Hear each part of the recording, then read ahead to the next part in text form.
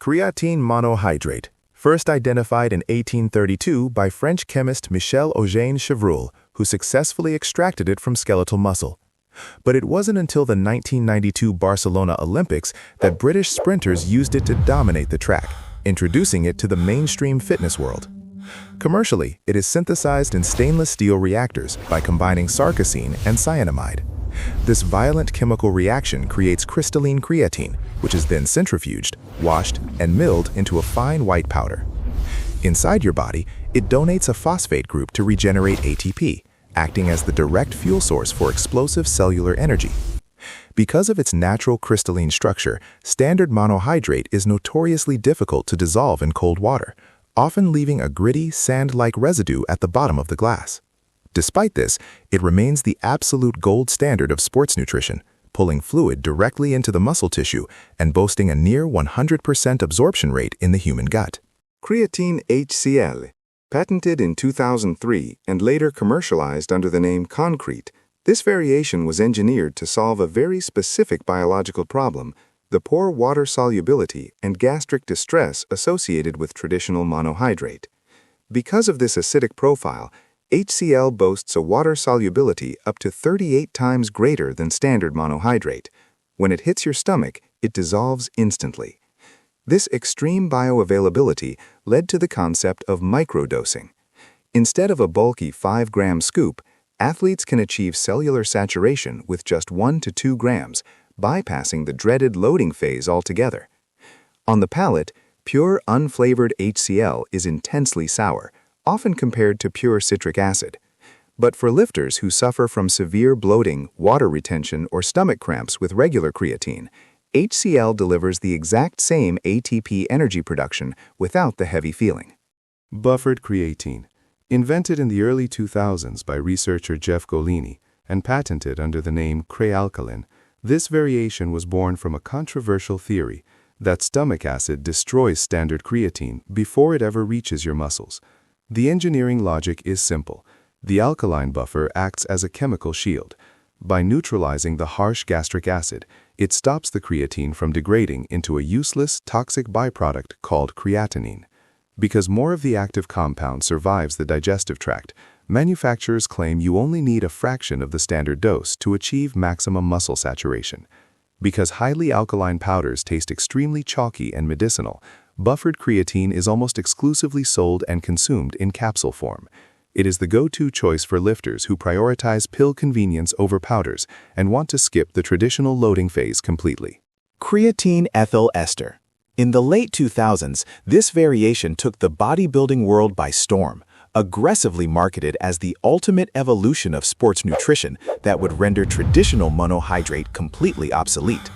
To build it, biochemists attached an ester group, an organic compound derived from an acid and an alcohol, to the standard creatine molecule. This chemical modification was specifically designed to make the creatine lipophilic, meaning fat-soluble.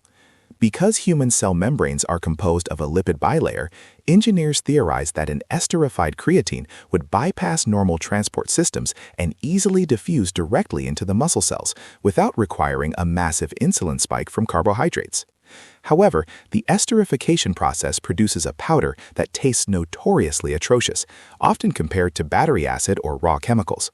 More importantly, later clinical trials revealed a fatal flaw. The ester group actually makes the compound highly unstable in the body, causing it to rapidly degrade into the waste product creatinine before it can ever be used.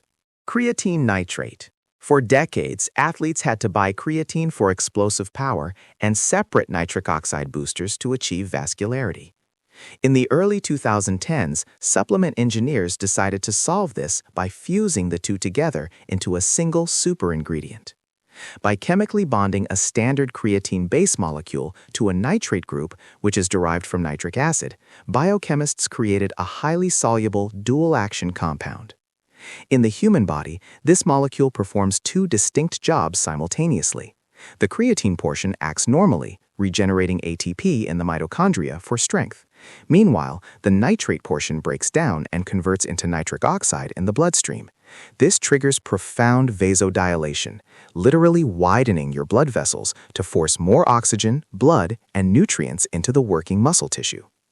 Thanks to the nitrate bond, it dissolves effortlessly in water and carries a slightly tart, mineral-like taste. However, because medical regulations place strict limits on maximum daily nitrate consumption, you will rarely find it sold as a standalone powder. Instead, it is almost exclusively used as a premium active ingredient in high-end pre-workout formulas. Creatine magnesium chelate, patented by Albion Human Nutrition under the trademark MagnaPower. This specific form was engineered to solve an old bodybuilding dilemma, having to consume massive amounts of sugar to make traditional creatine work. Normally, standard creatine relies on a sodium-dependent transport system to cross the cell membrane, a doorway that only opens when spiked by insulin from carbohydrates. But this chelated version biohacks the body. Because it is securely down to magnesium, an essential mineral already required for ATP energy production, it completely bypasses the standard route.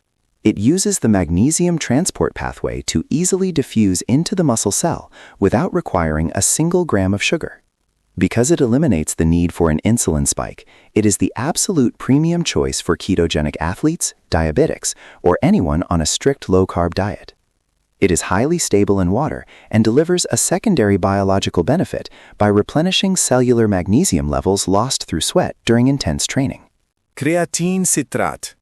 Long before HCl or MagnaPower hit the market, this was one of the supplement industry's very first attempts in the late 1990s to solve the notorious sand in a glass problem that plagued early monohydrate users.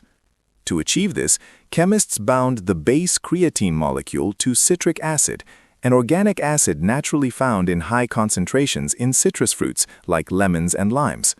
This specific bond dramatically alters the physical properties of the powder, making it extremely hydrophilic, or water-loving.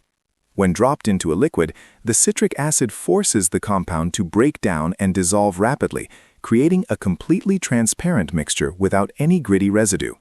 However, there is a major mathematical catch. Because the citric acid molecule is so large and heavy, the actual yield of pure creatine plummets. Unflavored citrate has a sharp, tart, and predictably citrus-like taste, but because the active creatine yield is only around 40%, an athlete has to consume nearly double the amount of powder just to match a standard 5-gram dose of monohydrate. Because of this poor economy of scale, it has largely faded from modern shelves. Decreatine malate. Athletes demanded a compound that could provide raw strength while simultaneously delaying cardiovascular fatigue. To engineer this, biochemists took not one but two base creatine molecules and chemically bound them to a single molecule of malic acid, an organic compound naturally found in high concentrations in unripe green apples. This specific fusion creates a fascinating biological synergy inside the human body. The creatine molecules go to work fueling the anaerobic allactic system, giving you the power to lift heavier weights. Meanwhile, the malic acid detaches and goes straight into the mitochondria to feed the Krebs cycle, the exact biological pathway responsible for generating aerobic endurance. This dual pathway approach helps clear lactic acid faster, allowing athletes to push harder for longer periods before hitting muscle failure. Because of the heavy malic acid presence, the unflavored powder carries a distinct, aggressively tart taste, almost exactly like sour apple candy. It dissolves remarkably well in water and limits stomach discomfort, making it the ultimate specialized tool for hybrid athletes who need both stamina and power in a single scoop.